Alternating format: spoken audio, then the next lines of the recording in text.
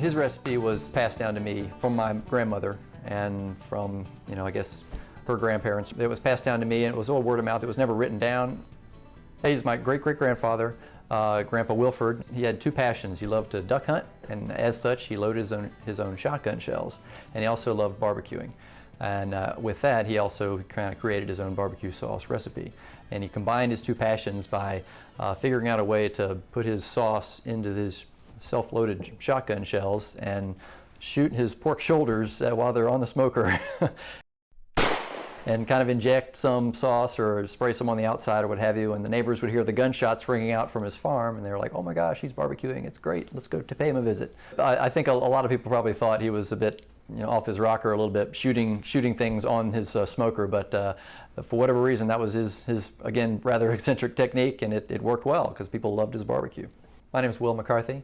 I am the chief cook and bottle washer for Shade Tree Sauce Company, the makers of Gunshot Sauce. It officially launched in 2010. Knoxville, Tennessee is our global headquarters, if you will. I originally wanted to call it Shotgun Sauce because my grandfather used a shotgun and had shotgun shells. I couldn't get that trademark, so that sent me back to the drawing board a little bit, and so I thought, oh, how about gunshot? Because they did hear the gunshots, and that's what gathered my neighbors around my grandpa's barbecue pit. Yeah, the Gunshot Sauce is wide open, sure. No one's taken that yet, so go for it. So that was where the name Gunshot came from.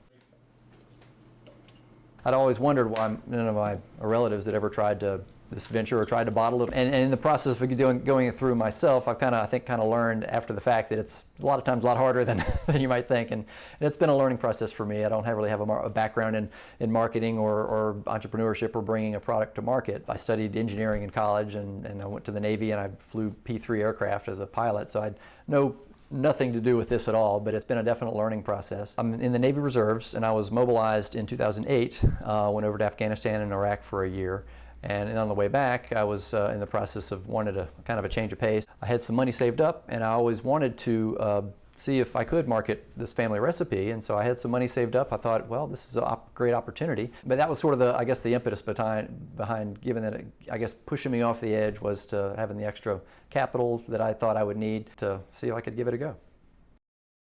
Actually, my wife helped me out a lot. We were kind of experimenting a lot in the kitchen in terms of what different ways to, hey, what if we did this, or what if we increased that or decreased this? And so we tweaked around a lot with that. There was one thing that I added to the recipe, a little bit of lime juice. It called for lemon juice, my original recipe, but I added some lime juice and some celery salt as well. Different things that I thought would give it a little bit different nuance of kind of flavor. And I think that worked really well. And my wife, I think she's got a little more refined palate than I do. We did so many experiments and so many, okay, we're going to try this little bit with this small modification, and do what I could to get it in recipe format and make sure I did the same thing every time. But they just, I don't know, I think it's a kind of a knack for people who have been in the kitchen for 50, 60 years. They just know how to do things and recipes are not needed.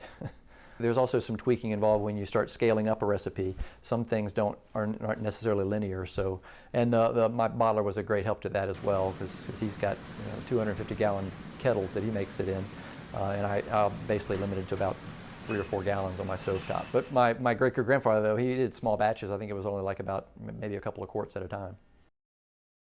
The unique thing that I find with Gunshot Sauce is the fact that it's apple cider vinegar based. So it's a savory sauce. It's not sweet and thick like most quote-unquote barbecue sauces out there. But I call it a gourmet sauce marinated more to hopefully get past the people that would look at the product and say, if it said barbecue sauce, and they would like, wow, that's too thin to be a barbecue sauce. But I found, though, that being a more savory type sauce, it has so much more versatility than your sweeter, regular, traditional barbecue sauces. Growing up, I always saw it on the table or whatever in a nondescript olive oil bottle or whatever to pour it on barbecue sandwiches. One thing I recognized, or I realized through this venture that I've been on, is trying to find out, okay, I already know it's a great barbecue sauce, but I'm trying to figure out what other things it might be good at as well to kind of maybe broaden the market or broaden the appeal.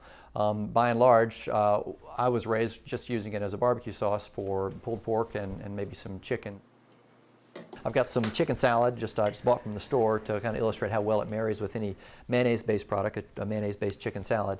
I've added some gunshot sauce to it. Also some pork, pulled pork, kind of what I grew up with it as. We've also mixed it in with plain hummus, believe it or not. Plain hummus, in my opinion, is kind of bland, so we've added a little gunshot sauce to show how it can be used as a flavoring sauce. We've also done some meatballs, just nothing fancy, just some frozen meatballs from the grocery store, but we put gunshot sauce and warm it up in a slow cooker. And we've also just mixed it in. I mentioned the mayonnaise. My wife and I put in a little squeeze bottle, just mayonnaise, and mix it in with some gunshot sauce, and use that as again, kind of a flavored mayo or a aioli. You can use as a shrimp sauce.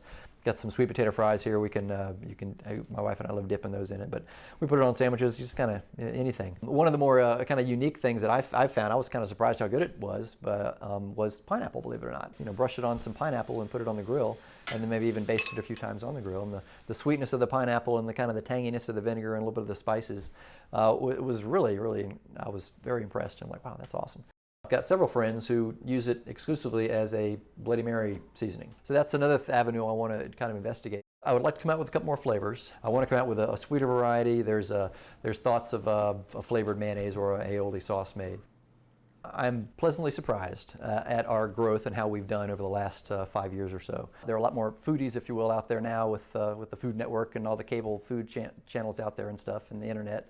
So it's which has been a wealth of knowledge and ideas and ways to, wow, try this, try that. No, that's good or that's bad. But I think that whole movement has really given everyone sort of a license to experiment and license to try things outside of the box of just try something totally different and see if it works.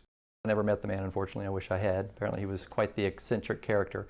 But it's based on his recipe, and we've brought that to the modern era, if you will. Try and let people know how things used to taste back in the good old days. The flavor was what people came back for, and actually that recipe is what kind of obviously outlasted him and got passed down to ultimately to me.